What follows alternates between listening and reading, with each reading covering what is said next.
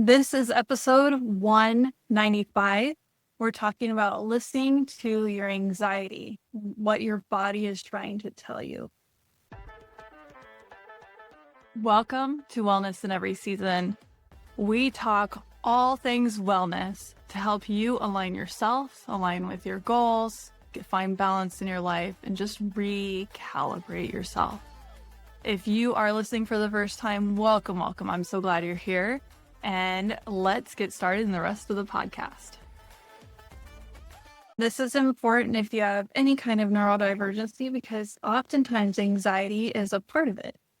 For me personally, I have ADHD, diagnosed, lived it, and I did not realize that I have anxiety along with it until I started taking a medication that also helps with anxiety. And suddenly I didn't have anxiety.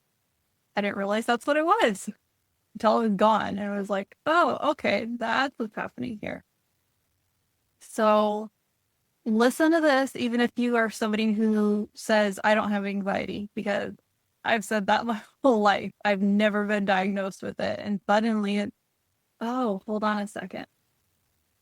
So before we really jump in though, I want to tell you that this episode is part of a starting to become a global reach. It's through Podcastathon is what it's called.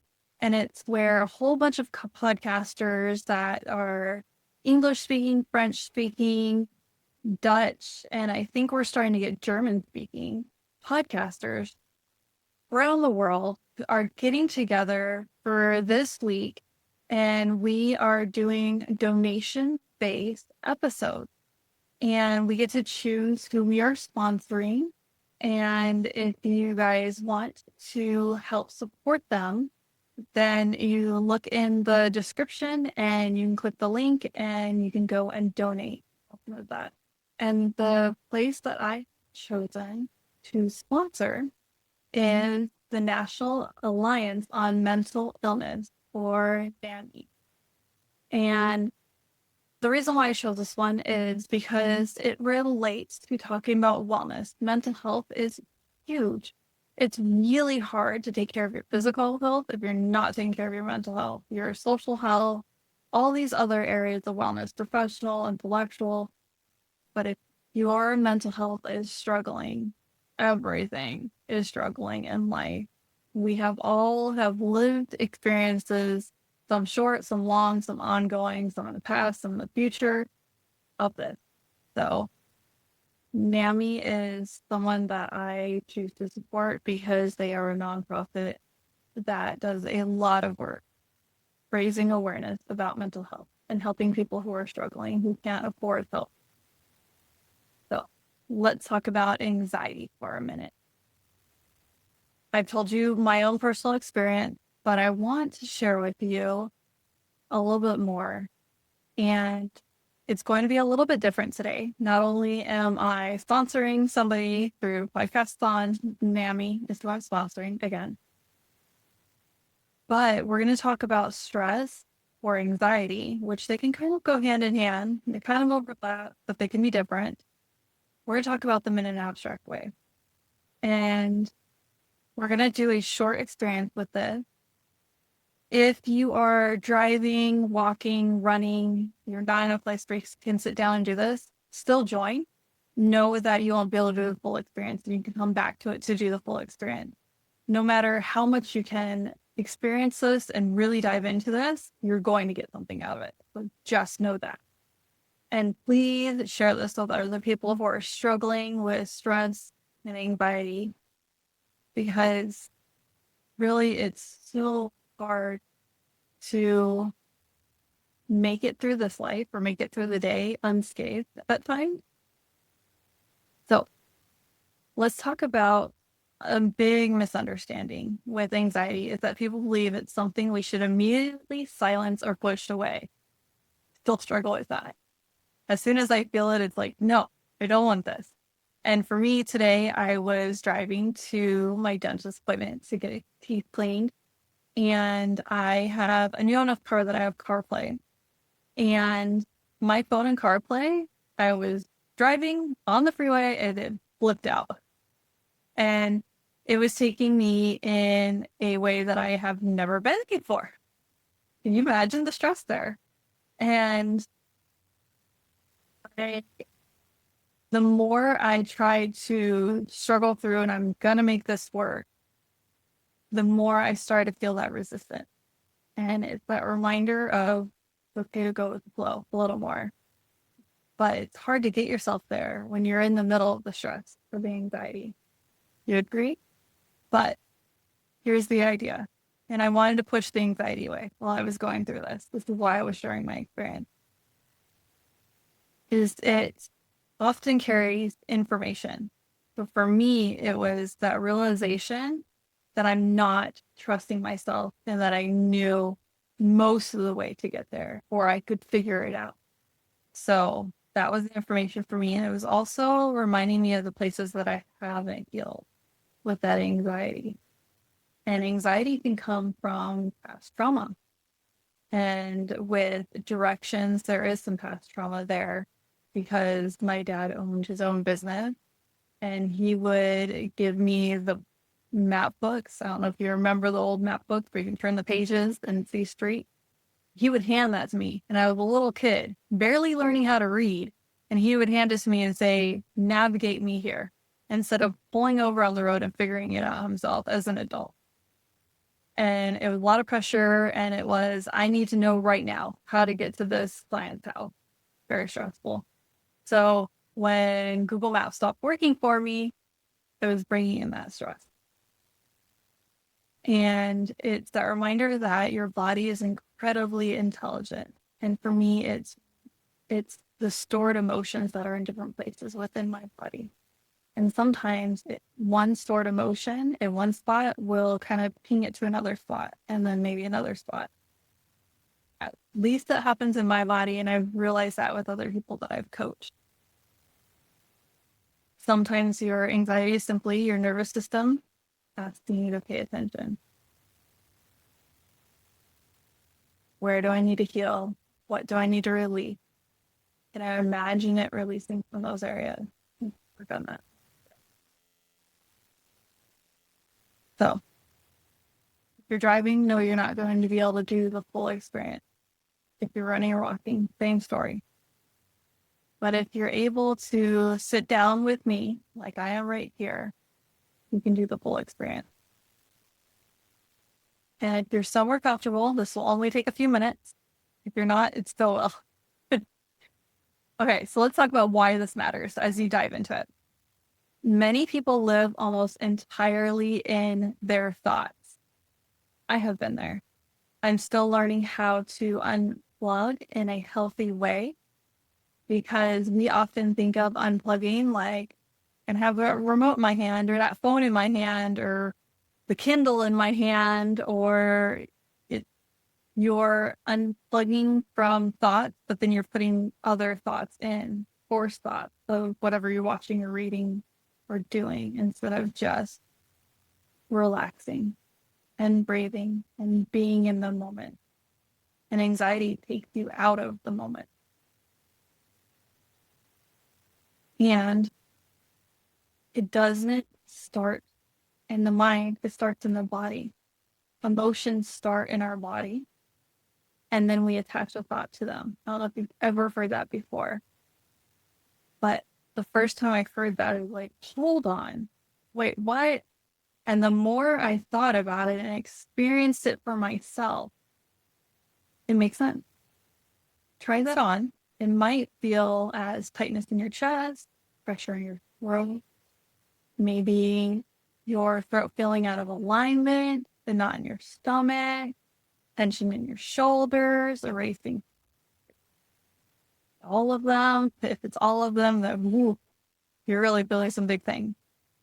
It can feel like maybe your hips feeling out of alignment or a little.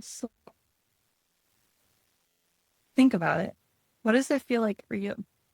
It can be very general. Most of the population feels it, but it can also be very specific to you. Where does it start in your body? For me, it starts more in my diaphragm. That tightening. And when we ignore the signal, they tend to get louder. Think about that for a second. You reflect on past times. Is that true or false for you? Does it tend to get louder when you ignore them? What about when you listen to them? Do they soften? For me, it's sometimes, but it's also because I'm listening while trying to shove it away instead of having maybe a longer exhale or, okay, what is this trying to tell me? What do I need to do about this? So it's that reminder instead of doing things faster in the wrong direction, it slow down. Okay, let's restart this. So when we listen, it softens. I noticed that for me in my experience. What have you noticed?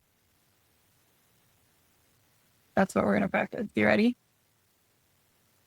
Okay. So if you are able to find a comfortable chair and sit down, you're not, your comfortable chair is your car seat. I sound like mom right now. It's the seat you're sitting in while driving, or it's while you're walking or running or cleaning the house. If you're cleaning the house, take a minute and just sit down. This will be fast, okay? Or folding laundry, whatever you're doing. Let your feet rest on the floor if you're able to, and allow your hands to relax on the steering wheel or in your lap. Take a slow breath in and then gently exhale. Now close your eyes if you're not driving or walking or moving. And just for a moment, I want you to create a little bit of anxiety, tiny bit. Nothing overwhelming. Maybe think about a task that you've been avoiding or something you know you need to deal with soon. Anything coming to mind for you? If nothing is coming to mind, maybe think about a conversation that you need to have with somebody that's uncomfortable that you've been avoiding. And this is just enough of that little bit of anxiety to feel the sensation. And then pause. Notice where that feeling appears in your body. Is it any of the areas that I mentioned before? The throat, the shoulders? I mentioned for myself, it's the diaphragm. Is it maybe the heart? Or maybe the stomach? For me, it can depend on what exactly I'm feeling. Sometimes it's in the stomach. Okay, so notice it. Like I said, it could be in your chest, your stomach, your throat, maybe your hips. Maybe none of those areas that I mentioned. Wherever it shows up, gently place your hand there. Driving just one hand. Let your hand rest on that spot. And now bring your attention to the sensation itself. And this is part somatic work here. If you've ever wondered what the word somatic is, it's about your body.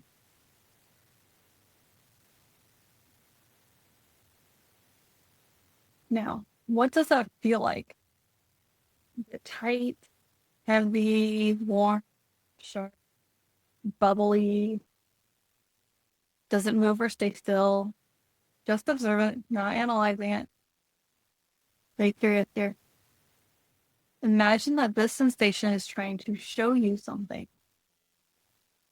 Let your awareness follow the feeling, almost as if it's leading you somewhere, your own personal journey. Stay curious. If your mind wanders, that's okay. But bring your attention back to the sensation under your hand. Stay with it and just breathe. For me, because of past trauma, I find that the longer exhale, make it a longer exhale than an inhale, it centers me. I can't do breathing exercises where I do longer inhales than exhales. It triggers me. So If you need to do box breathing, where you do 4 in, hold for 4, 4 out, hold for 4, 4 in. Whatever breathing works for you, but you can stay grounded in the zone, okay?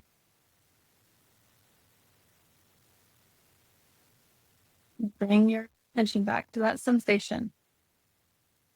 Where is it leading you?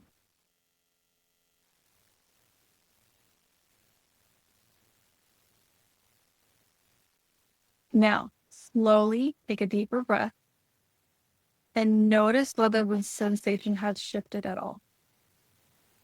Maybe it's softened, stayed the same. Doesn't matter what it's done. Perfectly okay no matter what. Gently open your eyes if they're closed.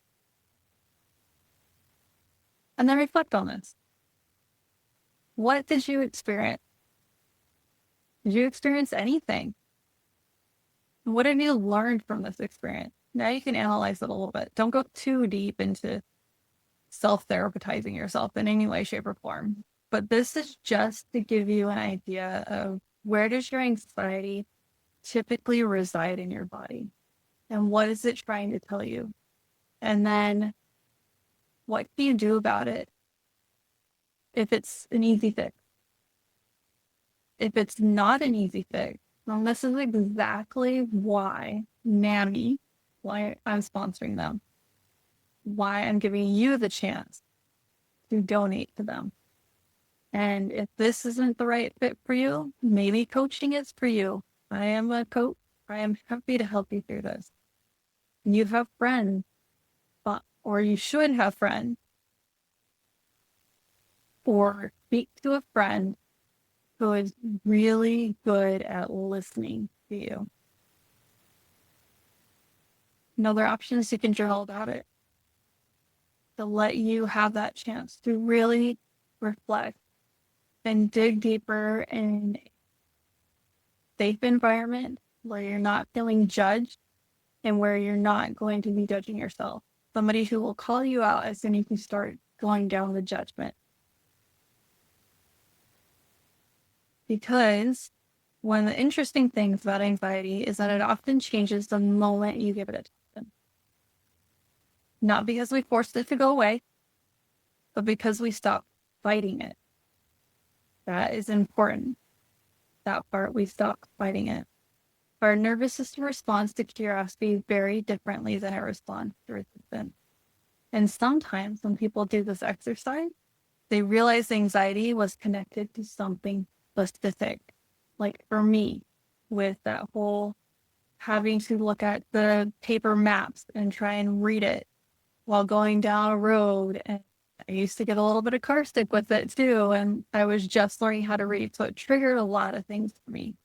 And it's reminding myself that I know the town that I live in and I can figure out how to get there eventually. And I was running super early. So I had all of these things going for me. It was raining, yes. I could have pulled over, yes. I figured it out. And it's that reminder, or that quote of everything is figure outable. I like saying that a couple times in a row.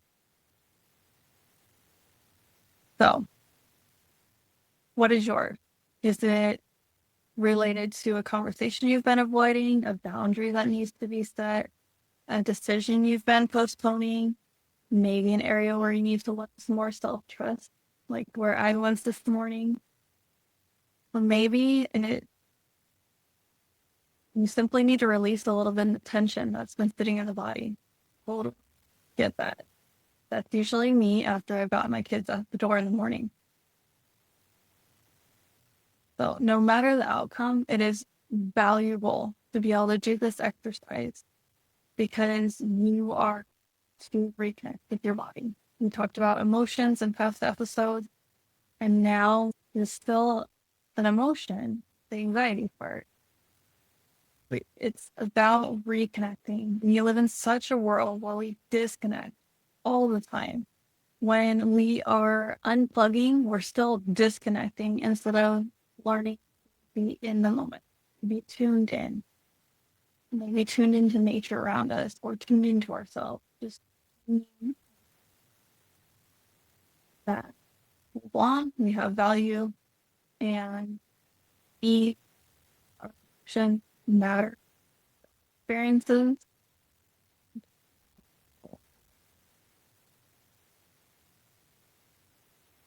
So when anxiety shows up during the day, try this simple question. Where do I feel it in my body? Then place your hand there and breathe for 10 to 20 seconds. You might be surprised how quickly your nervous system begins to regulate. I've noticed that for me, and it's something that I've been working on since I started work with my somatics coach 2 years ago now. I don't even know how long it's been. But you'll also notice that it's not about eliminating the anxiety. It's about learning to listen to it. And this goes back to a previous episode that I did that's called the nightly check-in, which this goes really well, where you can really check in and what is my body trying, what's coming up for me. So here are some coaching questions to go along with this. When anxiety shows up for me, where do I usually feel it in my body? What might this feeling be asking me to pay attention to? And what small step could I take that might ease this tension?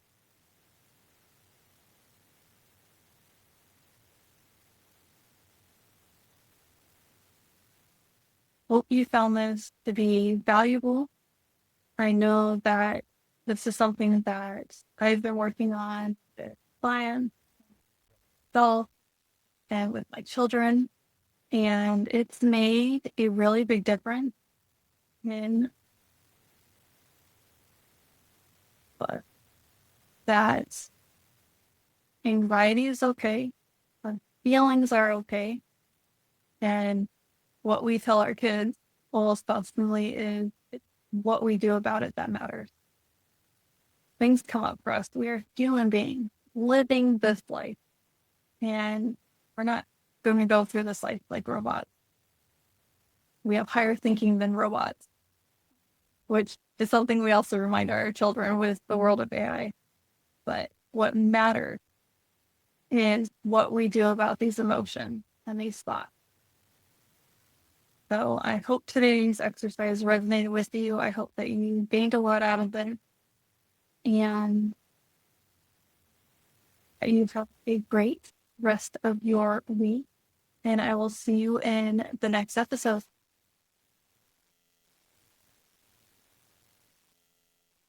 Thank you so much for listening to this episode. I hope that you found the answers that you needed and you had some amazing aha moments. Please share this episode with others because it helps us align ourselves and then better align the world so that we can seek the healing that we really are looking for. As part of the legal language, I am a certified life coach with a bachelor's in applied health. That is what I am leaning on for this. This is general advice. Take it as such. See you in the next episode.